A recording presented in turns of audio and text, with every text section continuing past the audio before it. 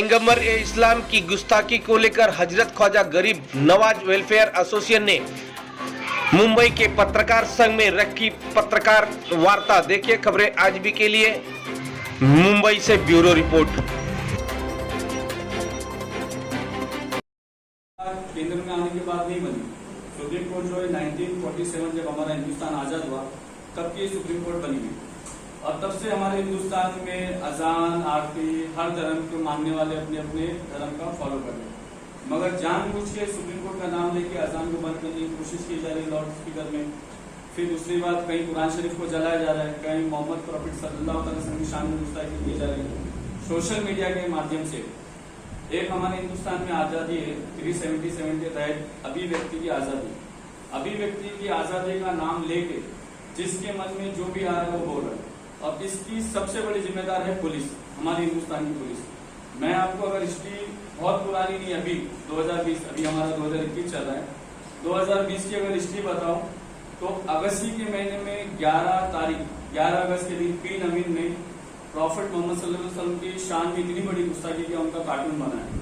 जब बेंगलुरु में कार्टून बना 43 मस्जिद जब उसके खिलाफ FIR करने गई तो पुलिस वालों की एक साजिश के तहत 2 घंटा रुको, 1 घंटा रुको, 3 घंटा रुको, 4 घंटा रुकने के बोलने के बाद खुद ही पुलिस वालों ने उनपे गोली फायरिंग करी और कई मस्जिद वालों पे केस बन गया जिसमें 4 जन की जान चली गई।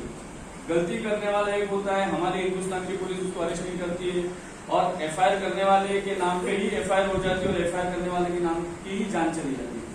तो इसमें बहुत बड़ा हिंदुस्तान की खुद पुलिस का भी हाथ है जो हर चीज को नजरअंदाज करती है।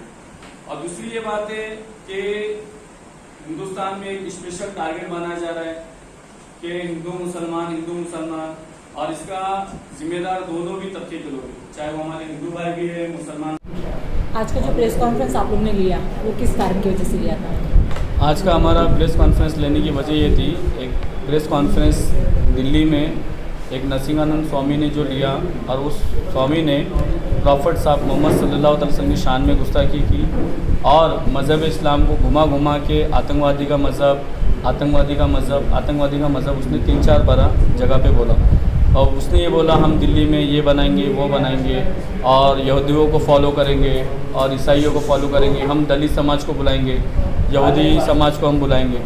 तो मैं ये बोलता हूँ अगर आपके धर्म के खिलाफ कोई भी हिंदुस्तान में गतिविधि होती है तो आप हिंदुस्तान के राज्य के अलग अलग आदमियों को बुला के, धर्म गुरुओं को बुला के बात करो।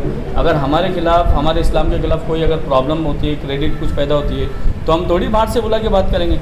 हमको हिंदुस्तान की सुप्रीम कोर्ट पे भरोसा है, हिंदुस्तान के लॉ पे भरोसा है, लॉ ऑफ इंडिया पे भरोसा है। हमारे इतनी नुकसानात होने के बावजूद भी हम सुप्रीम कोर्ट का दरवाज़ा खटखटाते हैं, हाई कोर्ट का दरवाज़ा खटखटाते हैं। इतनी गुस्ताखी होने के बावजूद हम मुंबई पुलिस के पास जाते हैं, मुंबई पुलिस कमिश्नर के पास जाते हैं। तो इसका मतलब ये नहीं हुआ, ये हमारे हिंदुस्तान हमारा एक घर है।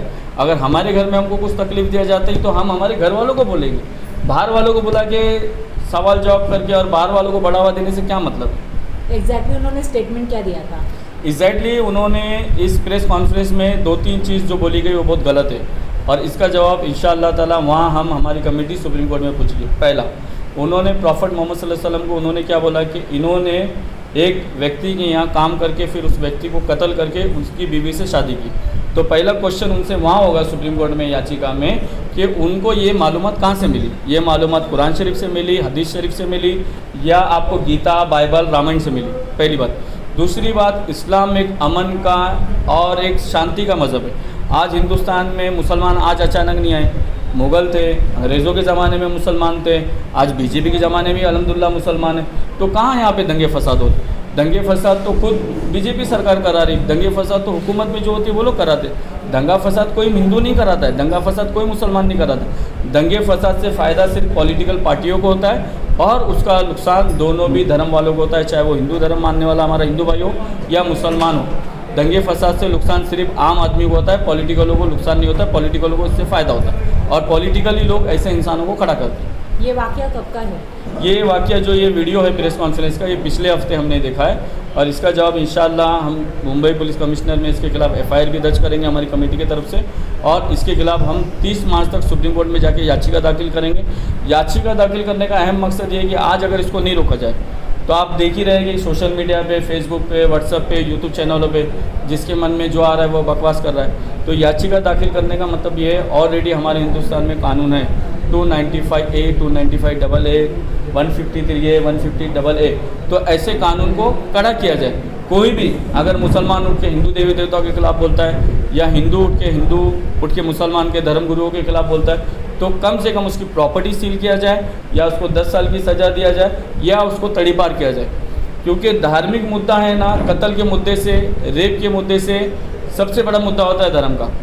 और रेप करने से एक घर बर्बाद होता है, मर्डर करने से एक घर बर्बाद होता है, मगर धर्म की वजह से ना एक स्टेट पूरा बर्बाद हो जाता है। तो ये धार्मिक मुद्दा हिंदुस्तान में हमारे लिए सबसे बड़ा मुद्दा है। इस मुद्दे को हम गवर्नमेंट ऑफ इंडिया से मांग करते, सुप्रीम कोर्ट से मांग करते कि जो भी हो, चाहे वो हिंदू हो या चाहे वो मुसलमान हो, धर्म के नाम पे राजनीति करना चाहते हैं तो ऐसी राजनीति हमारे हिंदुस्तान में बंद की जाए। हिंदुस्तान में हिंदुस्तान वासियों को भी चाहिए कि कर्म के नाम पे वोट दिया जाए। जब हम कर्म के नाम पे, एजुकेशन के नाम पे, डेवलपमेंट के नाम पे हम वोट देंगे तब हमारा हिंदुस्तान डेवलप होगा, वरना हिंदू मुसलमान के नाम पे हम वोट देंगे तो हमारा हिंदुस्तान हरगिज डेवलप नहीं होगा। इसके खिलाफ आप लोग कुछ आंदोलन वगैरह करने वाले हैं? नहीं, अभी कैसा है मैडम, 11 अगस्त को 2020 में एक आंदोलन हुआ था बेंगलुरु में। पी नवीन नाम के शख्स, कांग्रेस के एमएलए के भांजे ने प्रॉफिट मोहम्मद सल्लल्लाहु अलैहि वसल्लम की शान में गुस्ताखी किया था, कार्टून बनाया था।